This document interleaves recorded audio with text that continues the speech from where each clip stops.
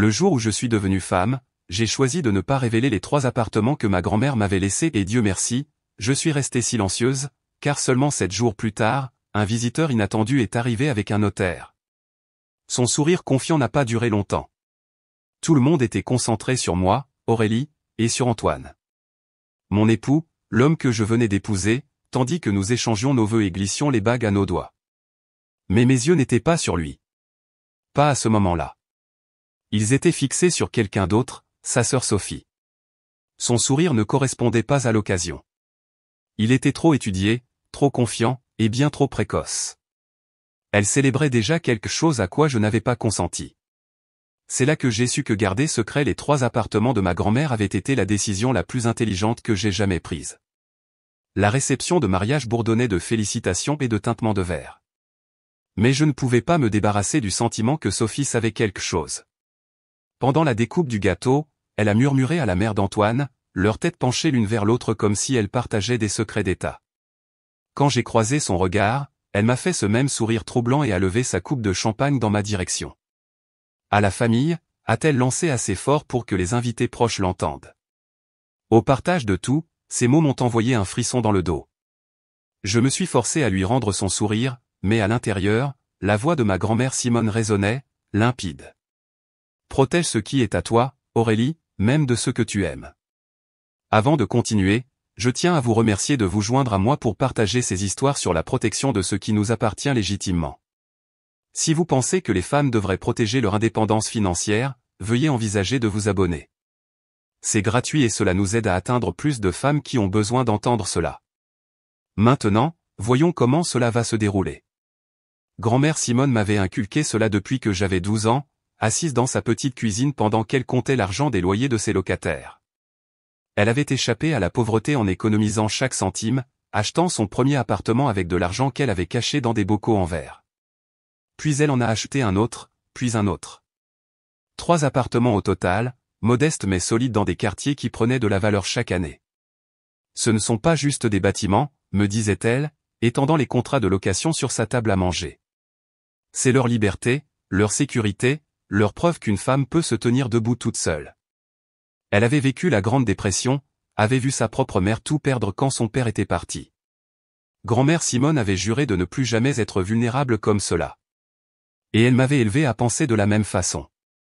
Quand elle est décédée il y a 6 mois, j'étais dévasté, mais j'étais aussi choqué. L'avocat, maître Bernard Leclerc, a lu son testament dans un bureau aseptisé qui sentait le vieux café et le cirage à parquet. Les 3 appartements étaient miens, tous, d'une valeur combinée de près de 400 000 €. J'étais assis sur cette chaise en cuir, fixant les documents, me souvenant de ses derniers mots à l'hôpital. Ne le dis à personne tout de suite, avait-elle murmuré, sa voix à peine audible. Observe d'abord. Vois qui ils sont vraiment quand ils pensent que tu n'as rien à offrir. Maintenant, en regardant Sophie à ma propre réception de mariage, j'ai compris ce qu'elle voulait dire. La famille d'Antoine Lefebvre avait été parfaitement agréable pendant nos fiançailles. Dîner poli, conversation banale sur la météo et le travail d'Antoine à la compagnie d'assurance. Mais j'avais remarqué des choses, de petits commentaires sur la chance d'Antoine d'avoir trouvé quelqu'un d'aussi pratique. Sur la façon dont je semblais être le genre de personne qui s'intégrerait parfaitement à leurs valeurs familiales. Sophie avait été particulièrement curieuse de ma situation de logement. Pourquoi louais-je alors que je pouvais probablement me permettre d'acheter? N'avais-je pas d'argent de famille? Qu'en était-il de la succession de ma grand-mère? Sûrement, il devait y avoir quelque chose. J'ai éludé chaque question avec des réponses vagues et des changements de sujet. Je les ai laissés penser que je n'étais qu'une enseignante s'en sortant avec mon salaire modeste. Je les ai laissés supposer que j'épousais Antoine pour la sécurité plutôt que par amour. Mais ce soir, quelque chose avait changé. Les questions de Sophie avaient cessé, mais son attention s'était intensifiée. Elle continuait à me jeter des coups d'œil pendant les discours. Son expression calculatrice.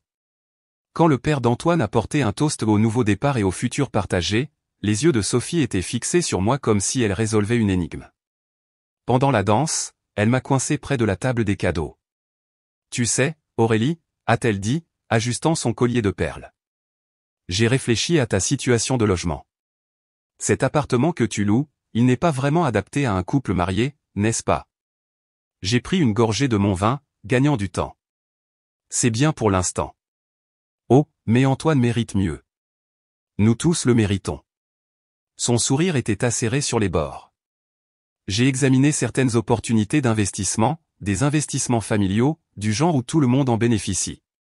C'est gentil, ai-je dit, gardant ma voix neutre.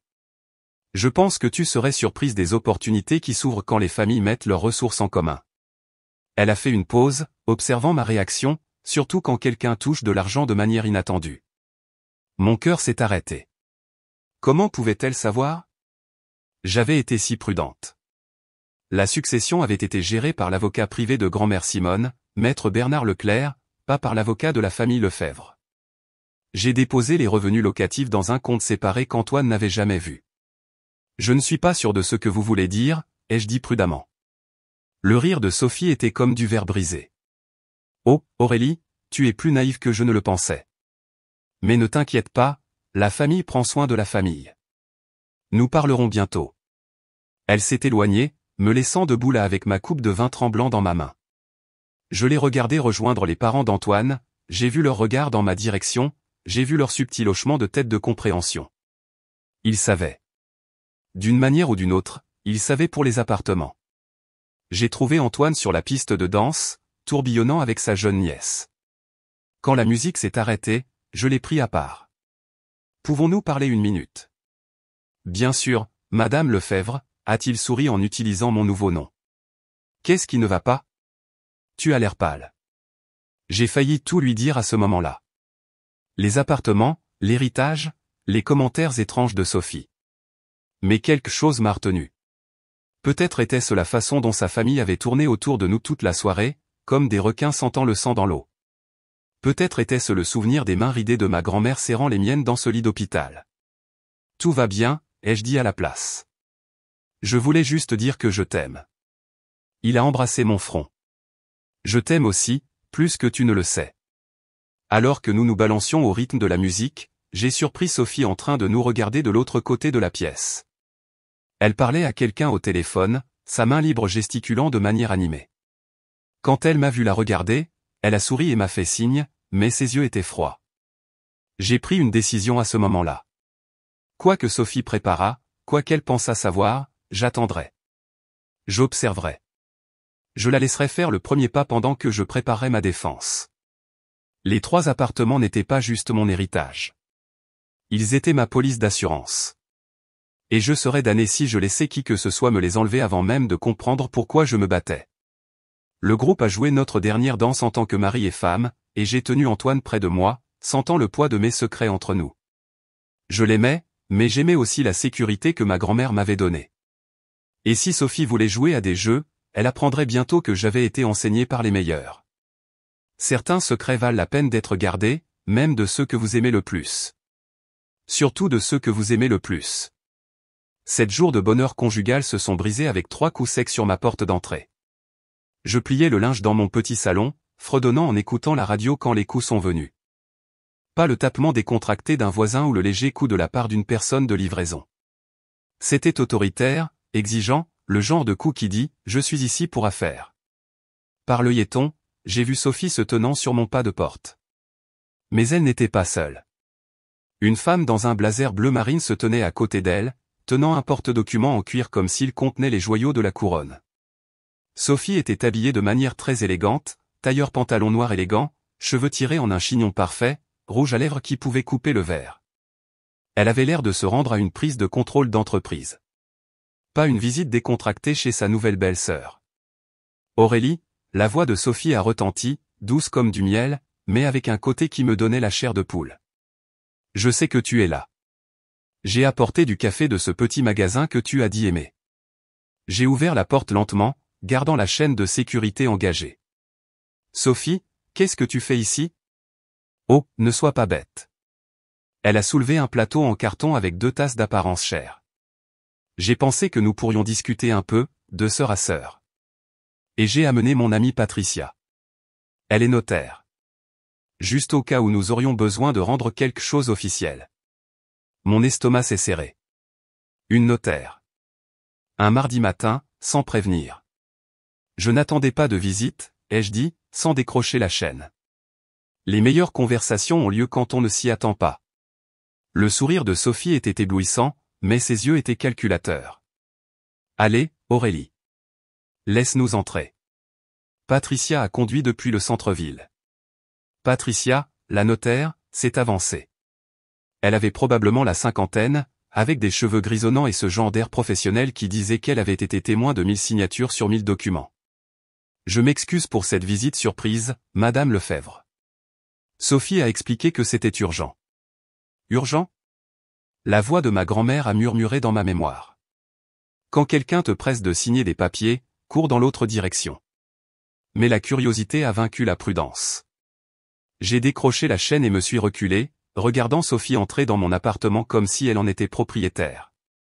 Elle a posé le café sur le comptoir de ma cuisine et a immédiatement commencé à balayer mon espace de vie avec des yeux perçants. Alors, a-t-elle dit, et a réussi à faire en sorte que cela sonne comme une insulte. Très minimaliste. Patricia est restée près de la porte, professionnelle et mal à l'aise. Peut-être devrions-nous discuter de ce qui nous amène ici aujourd'hui. Sophie a agité la main avec dédain. En temps voulu. D'abord le café.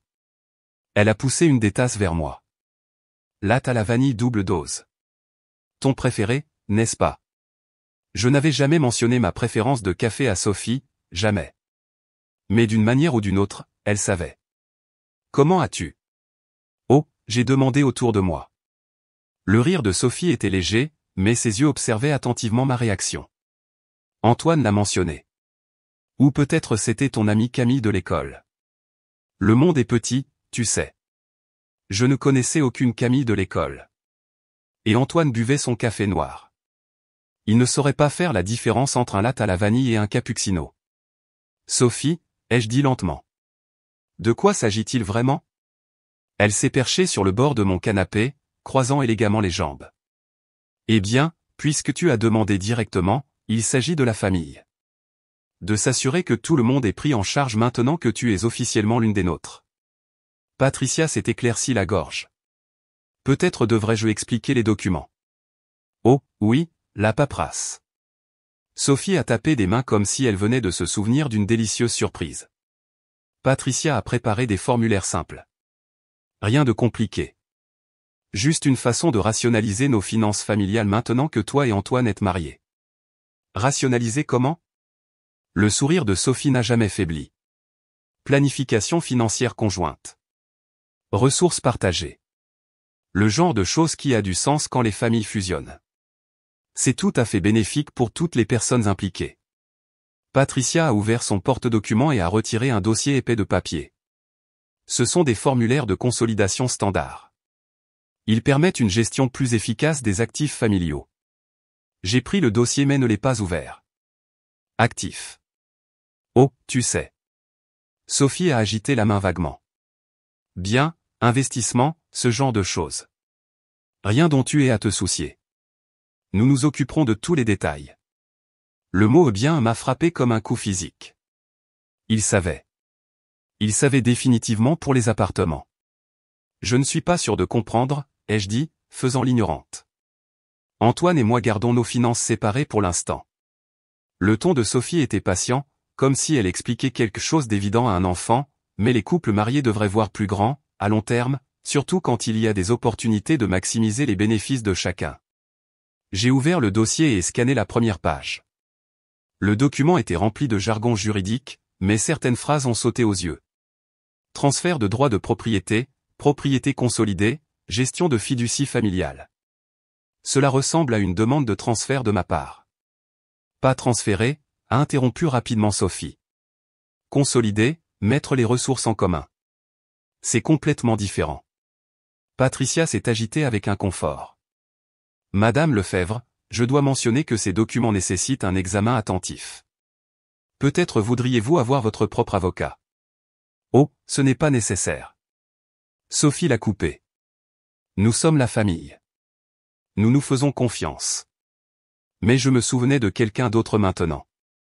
Ma colocataire d'université, Clara, qui m'avait convaincu de co-signer une carte de crédit juste pour les urgences. Elle avait utilisé ce même ton, ce même sourire quand elle avait utilisé la carte au maximum et m'avait laissé avec la dette. Tu sais, ai-je dit, fermant le dossier. Cela me rappelle quelqu'un que je connaissais. Elle essayait toujours de m'aider aussi avec mes finances. Le sourire de Sophie a vacillé.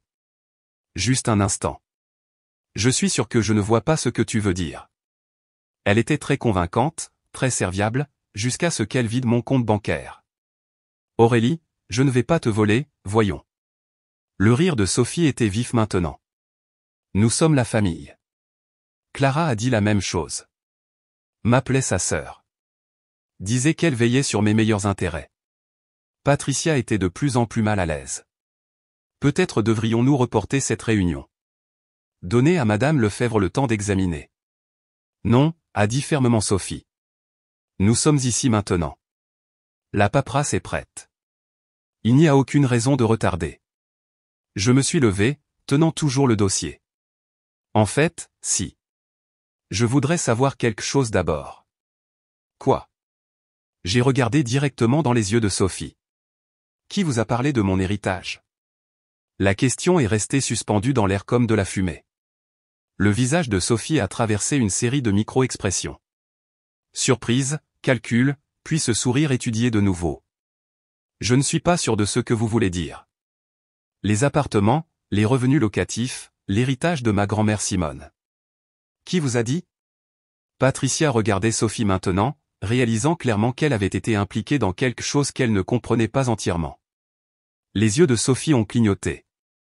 Juste un instant, son masque a glissé et j'ai vu quelque chose de froid et de calculateur en dessous. Je ne sais rien des appartements, mais sa voix était différente maintenant, fuyante. Et je savais sans aucun doute qu'elle mentait. Intéressant, ai-je dit doucement. Parce que je n'ai jamais mentionné d'appartement. Le silence s'est étiré entre nous comme un fil tendu. La tasse de café de Sophie a légèrement tremblé dans sa main. Patricia s'est éclairci la gorge. Peut-être devrais-je partir. Non, ai-je dit, ma voix plus forte maintenant. Je pense que Patricia devrait rester. Je pense qu'elle devrait entendre exactement le genre de paperasse qu'on lui a demandé de notarier. Le sourire confiant de Sophie se fissurait sur les bords, et pour la première fois depuis qu'elle avait frappé à ma porte, j'avais l'impression d'être celle qui avait le contrôle. Sophie est partie 20 minutes plus tard, sa confiance visiblement ébranlée. Patricia a rangé son porte-documents avec un soulagement évident, marmonnant des excuses à propos de malentendus et de conseils juridiques appropriés, mais je les ai à peine entendus partir. Mon esprit s'emballait, reliant des points que j'avais été trop naïf pour voir auparavant. Au moment où leur voiture s'est éloignée, j'ai attrapé mon ordinateur portable et ai commencé à chercher.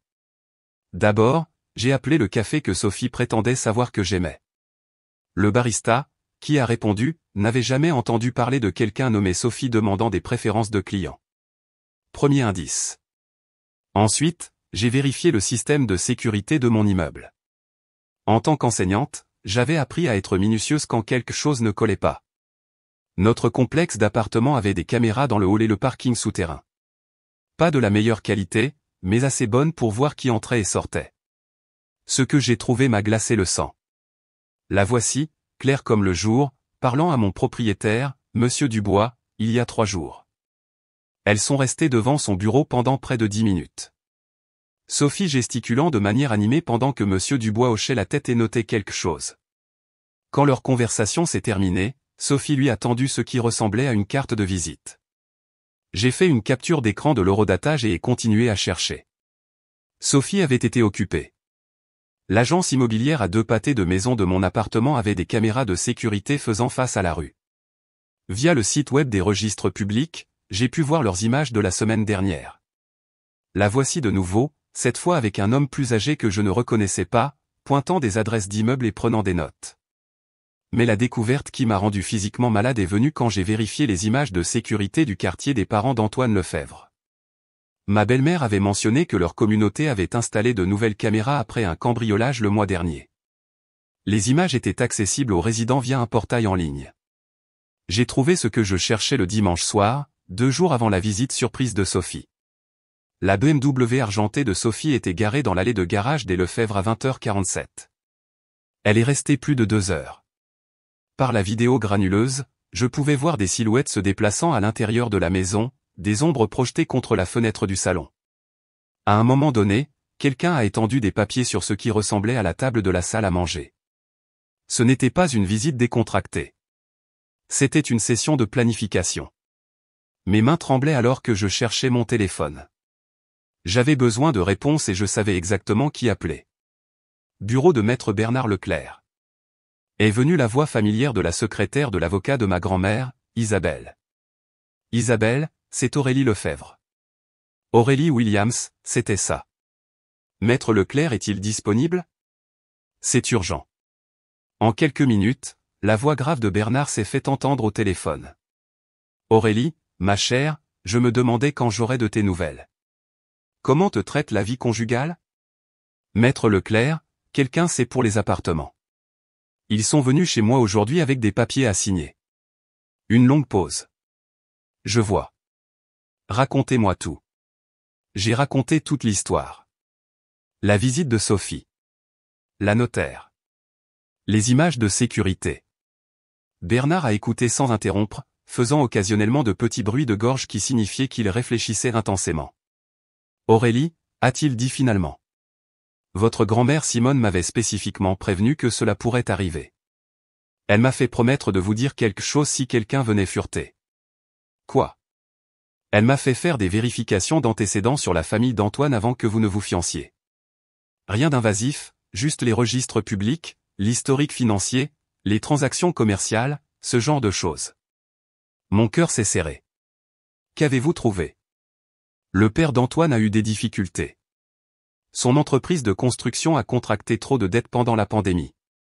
Ils sont endettés jusqu'au cou et la banque commence à s'inquiéter. 3 mois de retard sur les paiements de prêts commerciaux. J'ai fermé les yeux. Combien de dettes? Près de 200 000 €. Et vos 3 appartements? Ils valent exactement ce dont il a besoin pour se remettre à flot. Les pièces se sont emboîtées avec une clarté écœurante. Sophie n'essayait pas de m'aider. Elle essayait d'aider son père. Plus que ça, j'ai peur. J'ai fait quelques recherches après votre appel. On parle dans certains milieux d'utiliser des propriétés résidentielles comme garantie pour des prêts commerciaux. C'est risqué, souvent illégal, si fait sans divulgation appropriée, mais ça arrive. Pourrait-il réellement utiliser mes appartements sans ma connaissance? S'il pouvait obtenir votre signature sur les bons documents, absolument. Les papiers que vous avez décrits semblent avoir été conçus pour créer une fiducie familiale avec vos propriétés comme actifs. Une fois cela établi, tout membre de la famille ayant l'autorité de signature pourrait potentiellement utiliser ces actifs comme levier. J'avais l'impression que le sol s'effondrait sous moi. Maître Leclerc, j'ai besoin de savoir. Avez-vous parlé à qui que ce soit de l'héritage? À qui que ce soit? Absolument pas. Votre grand-mère Simone était très spécifique sur la confidentialité. Mais Aurélie, il y a d'autres façons dont l'information circule. Les registres publics, par exemple. Les transferts de propriété doivent être déposés au comté. Quelqu'un aurait pu surveiller les dépôts. C'est possible. Ou quelqu'un aurait pu engager un détective privé. S'il soupçonnait que vous aviez hérité de quelque chose. La porte d'entrée s'est ouverte et la voix d'Antoine a appelé. Aurélie, tu es là. J'ai baissé la voix. Maître Leclerc, je dois y aller, mais j'ai besoin que ces propriétés soient protégées. Quoi qu'il en coûte. Considérez cela fait. Je commencerai la paperasse demain matin pour les mettre dans une fiducie irrévocable. Personne ne pourra y toucher sans votre consentement explicite et attesté. Merci, Aurélie. Votre grand-mère était une femme intelligente. Il a vu cela arriver. Ne les laissez pas vous faire sentir coupable de protéger ce qui est à vous. Antoine est apparu dans l'embrasure de la porte alors que je raccrochais, sa cravate desserrée et ses cheveux ébouriffés. Il avait l'air épuisé, plus vieux d'une certaine manière qu'il ne l'était ce matin-là. Salut, a-t-il dit, m'embrassant le front distraitement. Désolé d'être en retard. Longue journée au bureau. Comment s'est passé le travail, ai-je demandé, étudiant son visage attentivement. Bien. Des trucs d'assurance ennuyeux. Il s'est dirigé vers la cuisine, évitant mes yeux. Que as-tu fait aujourd'hui? C'était mon moment. Je pouvais lui parler de la visite de Sophie, des papiers, de tout ce que j'avais découvert. Au lieu de cela, je me suis entendu dire, pas grand-chose. Et fait quelques courses. Il a hoché la tête, déjà distrait, sortant des restes du réfrigérateur. Bien, bien. Sophie m'a appelé au travail aujourd'hui. A dit qu'elle était passée te voir. Mon sang s'est glacé. Oh, oui. Elle a mentionné quelque chose à propos de planification financière familiale. A dit que ça s'était bien passé. Il m'a jeté un coup d'œil par-dessus le récipient à emporter. C'est gentil, n'est-ce pas? Elle t'inclut dans les discussions familiales. M'inclure? Comme si j'étais un nouveau membre intronisé dans leur club. Qu'est-ce qu'elle t'a dit exactement? Ai-je demandé prudemment. Antoine a haussé les épaules. Juste qu'elle avait quelques idées sur la façon dont nous pourrions tous bénéficier de la mise en commun des ressources. Pensée intelligente, vraiment. Sophie a toujours été douée avec l'argent. A-t-elle mentionné quel genre de ressources? Bien, investissement, ce genre de choses. Elle a dit, tu semblais intéressé au point. Il m'a souri, complètement inconscient de la tempête qui faisait rage dans ma poitrine. Je suis fier de toi d'être ouverte à ça. Je sais que les finances familiales peuvent être accablantes. Accablant? Comme si j'étais une fleur délicate qui ne pouvait pas gérer des conversations d'adultes sur l'argent. Antoine, ai-je dit lentement. Savais-tu que ton père a des problèmes financiers? Sa fourchette s'est arrêtée à mi-chemin de sa bouche. Quoi? Non, ce n'est pas. Où as-tu entendu ça? Est-ce important où je l'ai entendu? Les affaires de papa vont bien. Sophie m'aurait dit s'il y avait des problèmes. Sophie lui aurait dit à lui, pas à son père. Sophie. J'ai regardé mon mari, l'homme que j'avais promis d'aimer et d'honorer juste une semaine auparavant, et j'ai réalisé avec une clarté accablante qu'il n'était pas mon partenaire dans cette affaire. Il faisait partie de leur équipe. Peut-être ne connaissait-il pas tous les détails. Peut-être ne complotait-il pas activement contre moi. Mais au pied du mur, sa loyauté allait à sa famille. Et j'étais l'étrangère qu'ils essayaient d'utiliser. Tu as raison, ai-je dit doucement. Sophie t'aurait probablement dit. Il a souri, soulagé que j'ai laissé tomber le sujet. Exactement. Sophie veille sur nous tous. Elle essaie juste d'aider. Ces mots, essaie juste d'aider, ont résonné dans mes oreilles alors que je le regardais manger son dîner, faisant défiler son téléphone, complètement inconscient que sa sœur avait essayé de voler sa femme quelques heures plus tôt. Je ne me battais plus seulement contre Sophie. Je me battais contre une famille qui me voyait comme une ressource à gérer, pas une personne à respecter. Et mon propre mari les aidait à le faire, conversation dédaigneuse après conversation dédaigneuse. Le lendemain matin, je me suis réveillé avant Antoine et ai fait du café dans la cuisine sombre. Mon esprit limpide pour la première fois depuis des jours. J'avais deux choix. Le confronter à propos des manigances de sa famille ou jouer à leur propre jeu mieux qu'eux. J'ai choisi le silence. Pendant qu'Antoine prenait sa douche, j'ai appelé le bureau de maître Bernard Leclerc et ai laissé un message à Isabelle. Dites-lui que c'est urgent. J'ai besoin que ses propriétés soient protégées aujourd'hui, pas demain. Bernard a rappelé en moins d'une heure. Aurélie, je suis levé depuis 5 heures du matin pour travailler là-dessus. Pouvez-vous me rencontrer à mon bureau à midi? J'aurai les documents de fiducie prêts. Quel genre de fiducie? Une fiducie irrévocable de protection des actifs. Une fois établie, personne, et je dis bien personne, ne pourra toucher à ces propriétés sans votre consentement explicite et attesté. Ni votre mari, ni sa famille, pas même une ordonnance du tribunal dans la plupart des cas. Antoine devra-t-il le savoir? Bernard a fait une pause. En tant qu'époux, il a certains droits légaux sur les biens communs, mais comme ces appartements ont été hérités avant votre mariage, il reste des biens propres. La fiducie rend cette séparation inattaquable. Faites-le. À midi, j'étais assise dans le bureau lambrissé de chêne de Bernard, signant des papiers qui rendraient mes appartements intouchables. Chaque signature donnait l'impression d'une armure se mettant en place pièce par pièce. Une chose de plus, a dit Bernard, glissant un dernier document sur son bureau. J'établis une société de gestion pour les propriétés. Tous les revenus locatifs transiteront par elle, gardant vos finances personnelles complètement séparées. Si quelqu'un vient demander, il se heurtera à un mur légal. Combien de temps cela prendra-t-il à finaliser? C'est déjà fait. Déposé au comté il y a 20 minutes. Il a souri d'un air sombre. Votre grand-mère Simone serait fière. Je suis sorti de ce bureau me sentant une personne différente. Pas la jeune mariée naïve qui avait failli être exploitée, mais quelqu'un avec un vrai pouvoir. Les appartements n'étaient plus juste miens.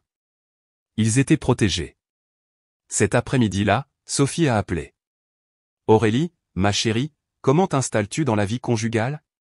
Bien, ai-je dit, remuons la sauce pour pâte et gardant ma voix neutre.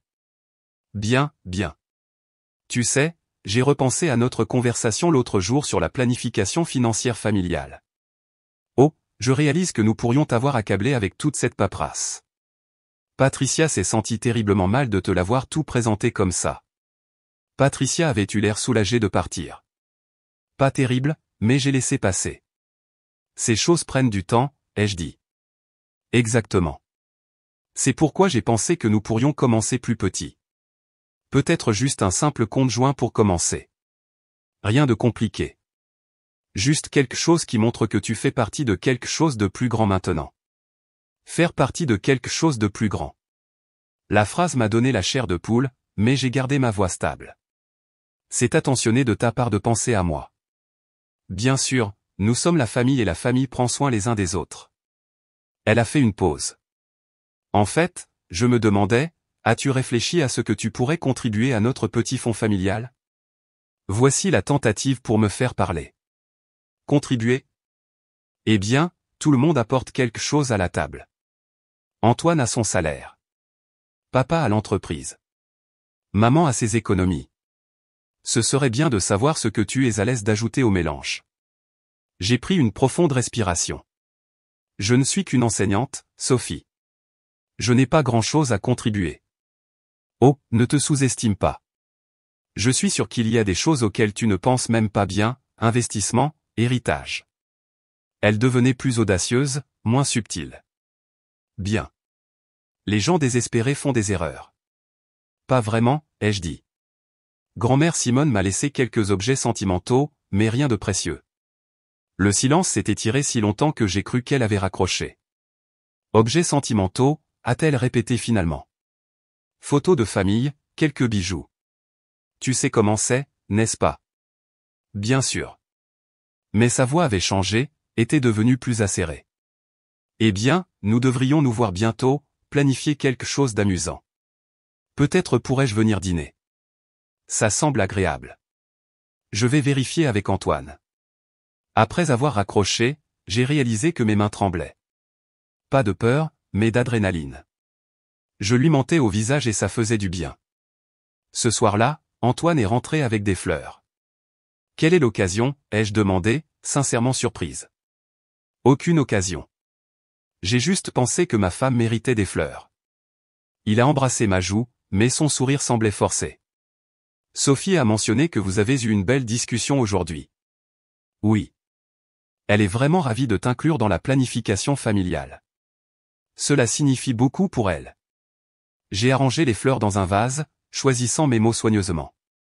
Elle a mentionné quelque chose à propos d'un compte joint. Le visage d'Antoine s'est illuminé. Oui, super idée, n'est-ce pas? Mettre des ressources en commun, aider tout le monde. Pensée très moderne. Dont l'idée était-ce à l'origine? Celle de Sophie, je crois. Ou peut-être de papa. Difficile de s'en souvenir. Il se dirigeait déjà vers le réfrigérateur, écartant la conversation. Ils ont beaucoup parlé de finances familiales ces derniers temps, à cause des affaires de ton père. Antoine s'est figé, la main sur la porte du réfrigérateur. Quoi à propos des affaires de papa? Tu as mentionné que c'était en difficulté. Je n'ai jamais dit ça hier quand j'ai demandé à propos d'Aurélie. Les affaires de papa vont bien. Je ne sais pas d'où tu tiens ces idées. Sa voix avait une acuité que je n'avais jamais entendue auparavant. Sophie pense que peut-être tu te sens peu sûr de toi avec l'argent, étant nouvelle dans la famille et tout ça. Sophie pense, tout revenait à ce que Sophie pense. Je ne suis pas peu sûr de moi, ai-je dit doucement. Bien sûr que non.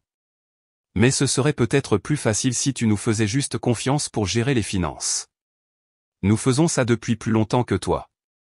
La condescendance dans sa voix était à couper le souffle.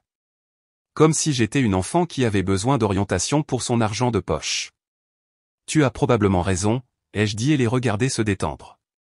Au cours des jours suivants, j'ai perfectionné l'art de l'ignorance stratégique. Quand Sophie appelait, demandant à organiser mes papiers, j'ai prétendu être trop occupé par la préparation de cours. Quand elle a suggéré que nous nous rencontrions pour déjeuner afin de discuter des options, j'avais des réunions parents-professeurs.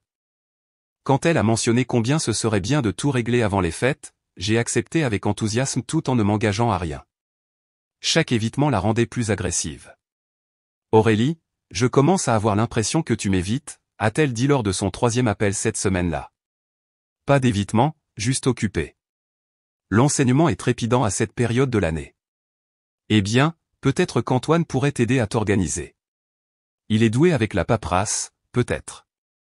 Ou je pourrais passer ce week-end. Nous pourrions en faire une journée entre filles. Tout passer en revue ensemble. L'idée de Sophie dans mon appartement, regardant mes affaires, me donnait mal au cœur. Ce week-end ne me convient pas vraiment. Le week-end prochain alors. Il faudra que je vérifie mon calendrier. Une autre longue pause. Aurélie, est-ce que tout va bien? Tu sembles distante ces derniers temps. Je vais bien.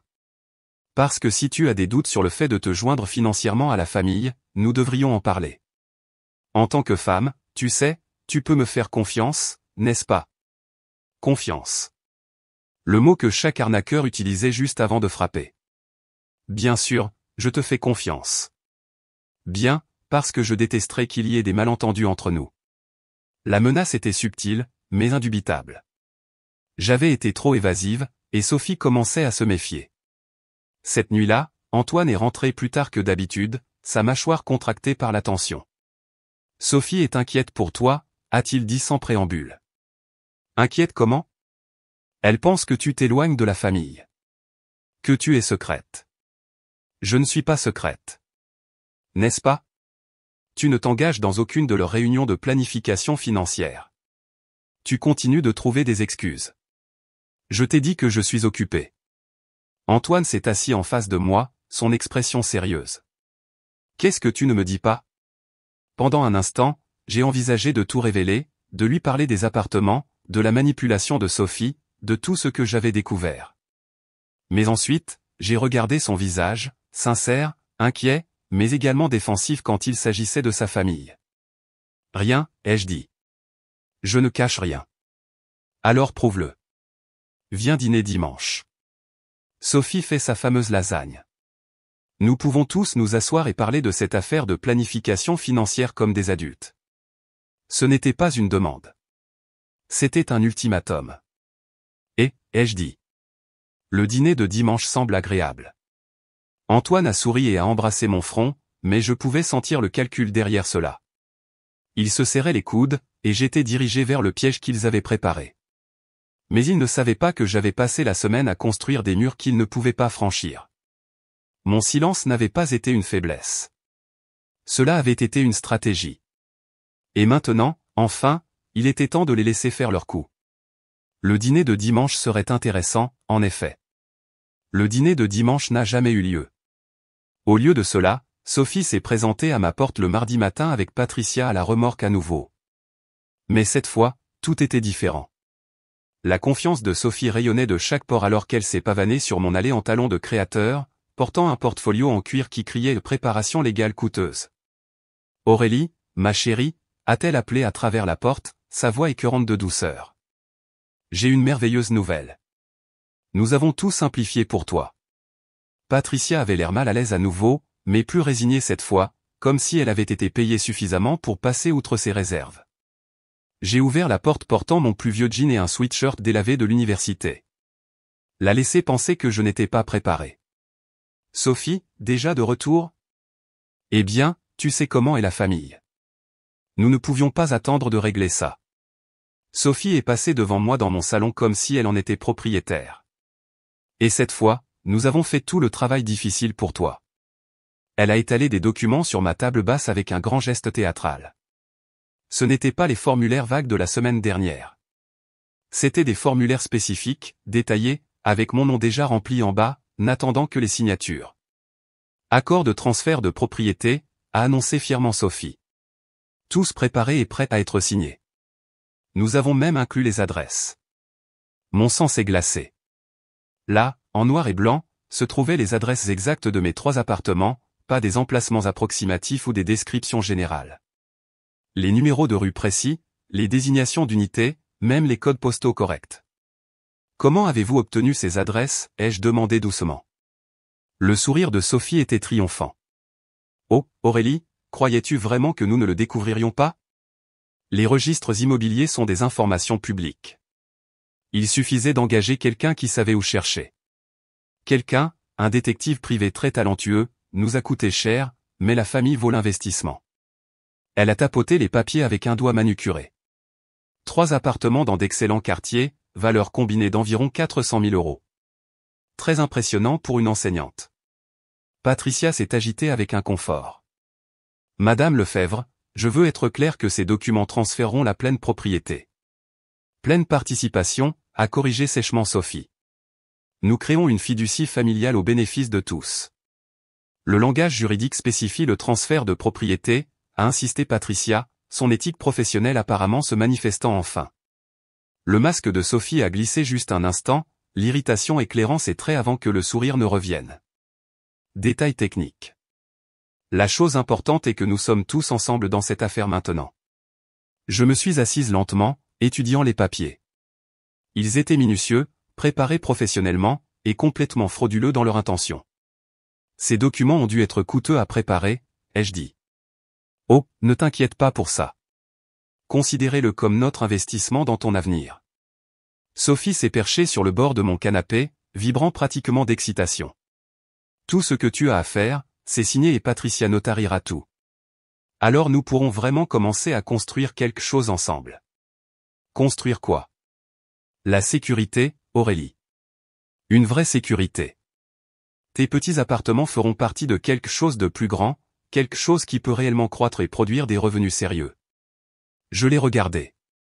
Et qu'arrive-t-il aux revenus locatifs que je reçois déjà? Les yeux de Sophie ont brillé. Sont mis en commun avec les autres ressources familiales. Gérées correctement, tu auras ta juste part, bien sûr. Ce qui serait, nous pensons, 15%. Très généreux pour quelqu'un qui est nouveau dans l'investissement immobilier. 15% de mes propres propriétés. Cela semble faible, ai-je dit doucement. Oh, mais tu dois considérer les frais de gestion, les coûts d'entretien, les frais juridiques. Quand tu prends en compte tout ce que nous allons gérer pour toi, 15% est tout à fait juste. J'ai hoché la tête pensivement, puis me suis levé et me suis dirigé vers mon ordinateur portable.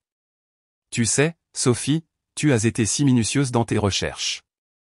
Je me demande si tu as tout vu. Que veux-tu dire? J'ai ouvert mon ordinateur portable et ai affiché les images de sécurité que j'avais compilées. Eh bien, puisque nous partageons des informations familiales maintenant, j'ai pensé que tu pourrais être intéressé par certaines de mes propres recherches. Le sourire de Sophie a vacillé alors que j'ai tourné l'écran vers elle. La voici, claire comme le jour, parlant à mon propriétaire, Monsieur Dubois. Puis les images d'elle avec l'homme inconnu devant l'agence immobilière. Enfin, la vidéo accablante d'elle chez les parents d'Antoine. Ça date de dimanche soir, ai-je dit sur un ton de conversation. 2 jours avant votre première visite. Intéressant comme timing, ne penses-tu pas? La couleur a fui le visage de Sophie. Patricia s'est penchée en avant, plissant les yeux devant l'écran, son expression devenant de plus en plus alarmée à la seconde. Tu m'observais. Je me protégeais, exactement comme ma grand-mère Simone me l'avait appris. J'ai cliqué sur une autre fenêtre montrant les documents de fiducie immobilière. Tu vois, pendant que tu engageais des enquêteurs privés, je faisais en sorte que ces appartements ne puissent jamais être touchés par qui que ce soit, jamais. Les yeux de Sophie ont parcouru le langage juridique sur mon écran, sa bouche s'ouvrant et se fermant comme un poisson. Laissez-moi deviner, ai-je continué, ma voix calme et stable. Tu pensais que je signerais parce que je suis là tranquille. L'enseignante qui ne comprend rien aux affaires, la nouvelle épouse qui ferait n'importe quoi pour s'intégrer dans la famille de son mari. Aurélie, tu ne comprends pas le tableau d'ensemble. Oh, je comprends parfaitement. Ton père doit 200 000 €. Mes appartements valent exactement ce dont il a besoin pour sauver son entreprise. Tu as pensé pouvoir me manipuler pour que je les cède. Tu t'es probablement convaincu que c'était pour le bien de tous. La confiance de Sophie se fissurait comme la glace au printemps. Comment as-tu? Qui t'a parlé des affaires de papa? De la même manière que tu as découvert mes recherches sur mon héritage. Patricia était debout maintenant, reculant vers la porte. Je pense qu'il y a eu un malentendu. Je devrais probablement. Non, Patricia, tu devrais rester, ai-je dit fermement. Tu devrais entendre le genre de document que tu as presque notarié. La porte d'entrée s'est ouverte et la voix d'Antoine a appelé. Aurélie, j'ai vu la voiture de Sophie dehors. Il est apparu dans l'embrasure, toujours dans ses vêtements de travail, et s'est arrêté net quand il a vu le tableau. Sophie, pâle et tremblante. Patricia serrant son porte-document comme un bouclier. Moi, debout calmement à côté de mon ordinateur portable. Que se passe-t-il, a-t-il demandé. J'ai tourné l'ordinateur portable vers lui. Ta sœur a engagé un détective privé pour enquêter sur mon héritage. Puis elle a essayé de me tromper pour que je lui cède 3 appartements d'une valeur de 400 000 €. Les yeux d'Antoine sont passés de l'écran à Sophie, aux papiers éparpillés sur ma table basse. J'ai regardé son visage changer à mesure que la compréhension arrivait. Sophie. Sa voix n'était qu'un murmure. Dis-moi que ce n'est pas ce que ça a l'air. Sophie s'est redressée, essayant de reprendre son sang-froid. Antoine, tu ne comprends pas.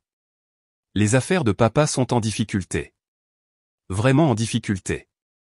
Nous avons besoin. Vous avez besoin de voler ma femme. Ce n'est pas du vol. Nous créons une fiducie familiale où elle obtient 15% de ses propres propriétés, ai-je ajouté doucement. Le visage d'Antoine a traversé une série d'émotions. Choc, déception, et finalement colère. Comment as-tu pu, Sophie? Comment as-tu pu lui faire ça? À nous? J'essayais d'aider. La voix de Sophie a monté, le désespoir s'installant. Papa va tout perdre si nous ne faisons rien. Alors, tu as décidé de tout prendre à Aurélie à la place. J'ai cherché dans le tiroir de mon bureau et ai sorti une enveloppe que Bernard m'avait préparée hier. Sophie, je pense qu'il est temps que tu partes. Mais d'abord, ceci est pour toi. Ses mains tremblaient alors qu'elle ouvrait l'enveloppe et dépliait la lettre de mise en demeure. À mesure qu'elle lisait, le peu de couleur qui restait sur son visage a complètement disparu. Une ordonnance de restriction, a-t-elle murmuré.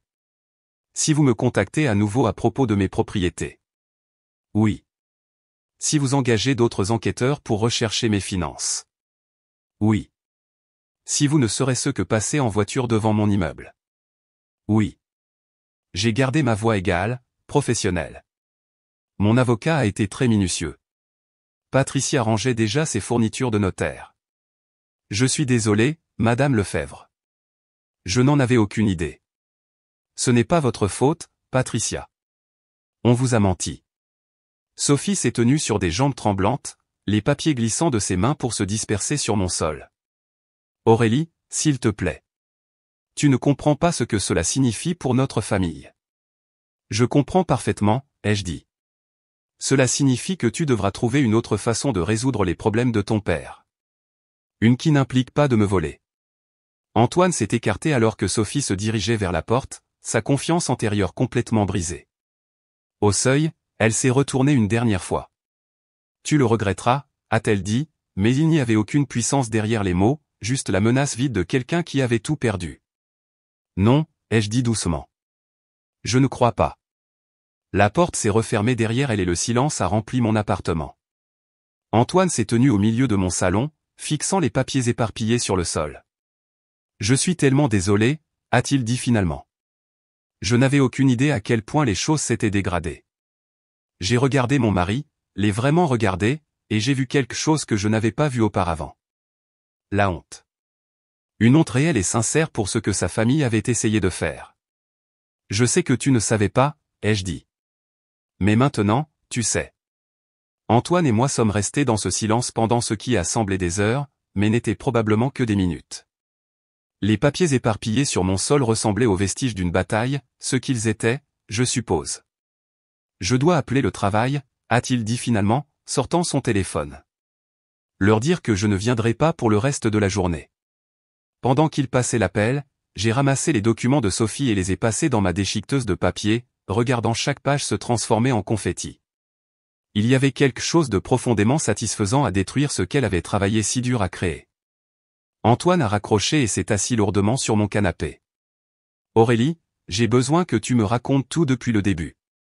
Plus de secrets. Alors, je l'ai fait. Je lui ai parlé des avertissements de grand-mère Simone, de ma décision de garder l'héritage privé, des manipulations de Sophie et de mon enquête. Il a écouté sans interrompre, son visage devenant plus pâle à chaque révélation. Mon Dieu, a-t-il dit quand j'ai eu fini. Je l'ai aidé, n'est-ce pas? Chaque fois que j'ai écarté tes inquiétudes, chaque fois que je t'ai dit de lui faire confiance, je l'aidais à te manipuler. Tu ne savais pas. J'aurais dû savoir.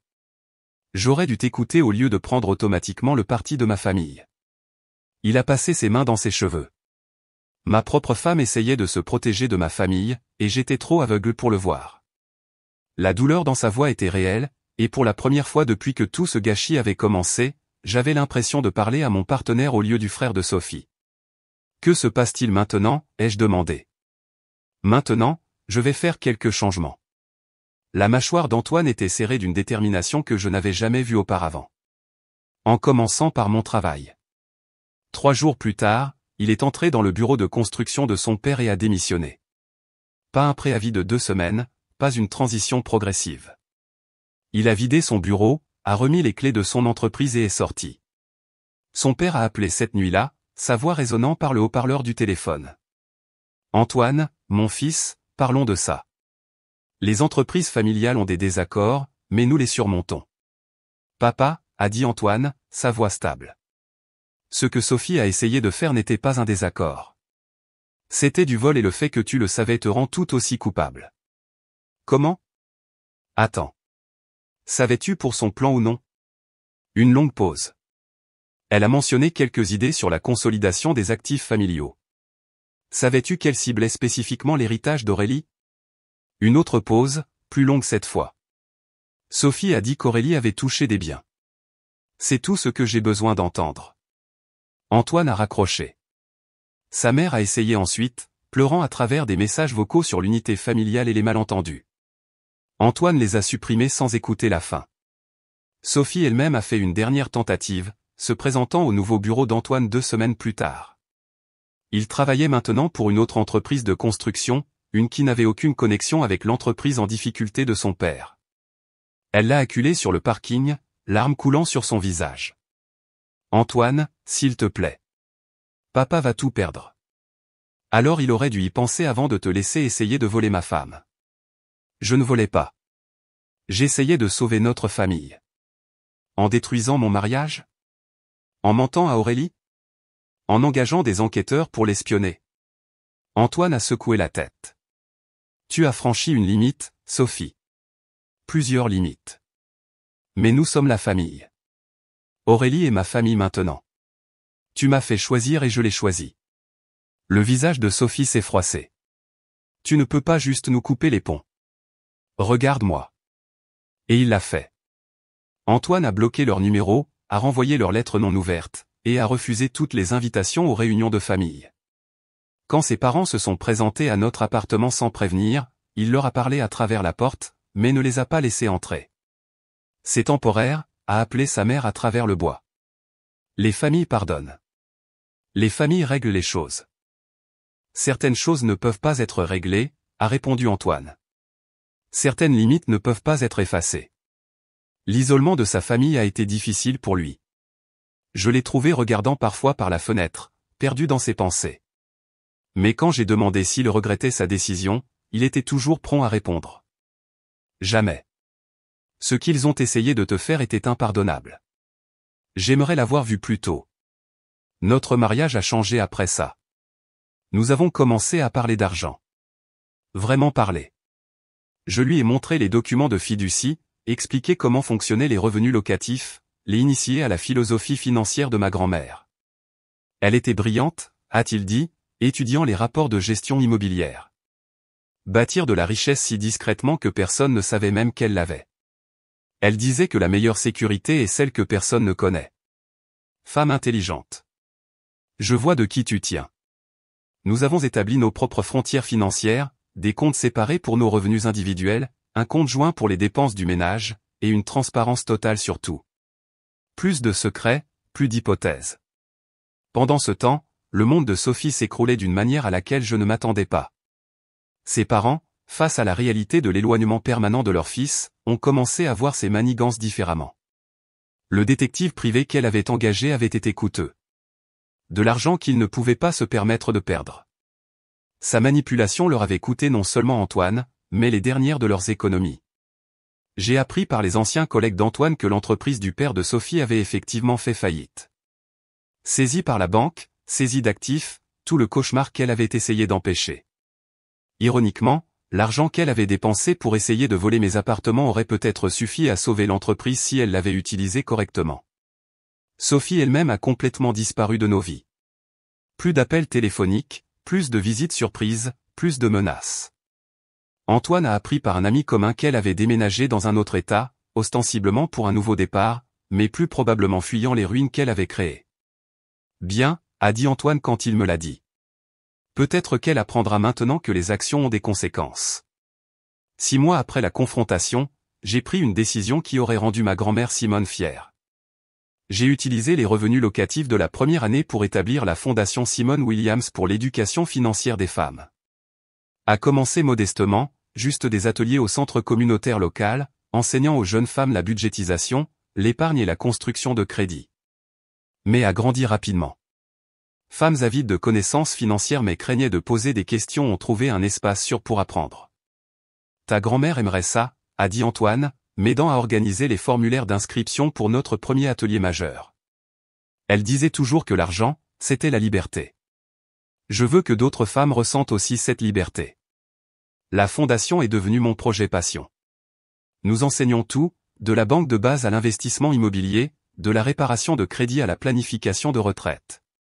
J'ai fait venir des conférenciers invités, des femmes d'affaires prospères, des conseillers financiers, même Maître Bernard Leclerc, qui a offert ses services juridiques aux femmes lançant leur propre entreprise.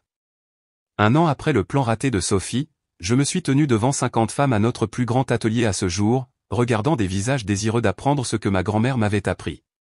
L'indépendance financière ne consiste pas à avoir des millions d'euros, leur ai-je dit. Il s'agit d'avoir assez pour faire ses propres choix. Assez pour dire non quand quelqu'un essaie de profiter de toi. Assez pour protéger ce qui compte le plus. Au premier rang, une jeune enseignante a levé la main. Mais que se passe-t-il si la pression familiale rend l'épargne difficile ? Que se passe-t-il si les gens pensent que tu es égoïste ? J'ai souri, pensant aux mains ridées et aux yeux sages de ma grand-mère, alors tu souris. Tu restes discrète sur tes plans, et tu construis ta sécurité quand même. Parce que les gens qui te traitent d'égoïste pour t'être protégé sont généralement les mêmes personnes qui veulent prendre ce que tu as construit. Après l'atelier, Antoine et moi sommes passés en voiture devant mes 3 immeubles d'appartements. Ils avaient l'air comme toujours, modestes, bien entretenus, discrètement précieux. Mais ils signifiaient quelque chose de différent pour moi maintenant. Ils n'étaient plus seulement mon héritage. Ils étaient preuve que la sagesse de ma grand-mère perdurait. Ils étaient la fondation d'un mariage construit sur l'honnêteté au lieu d'hypothèses. Ils étaient l'argent de démarrage pour une fondation qui enseignerait à d'autres femmes à se protéger. Le plus important, c'est qu'ils étaient miens. Complètement, légalement, inattaquablement miens. Et j'avais appris à utiliser cette propriété non seulement pour la sécurité, mais pour le pouvoir. Le pouvoir d'aider les autres, le pouvoir de fixer des limites, le pouvoir de choisir ma propre famille basée sur l'amour et le respect au lieu du sang et de l'obligation. Les 3 appartements m'avaient donné plus que la sécurité financière. Ils m'avaient donné une voix que je ne savais pas avoir. Et maintenant, enfin, je savais exactement comment l'utiliser. Si cette histoire de protéger ce qui est à vous vous a tenu en haleine, cliquez sur le bouton j'aime tout de suite. Ne manquez pas d'autres histoires inspirantes comme celle-ci. Abonnez-vous et cliquez sur la cloche de notification pour ne jamais manquer une mise en ligne.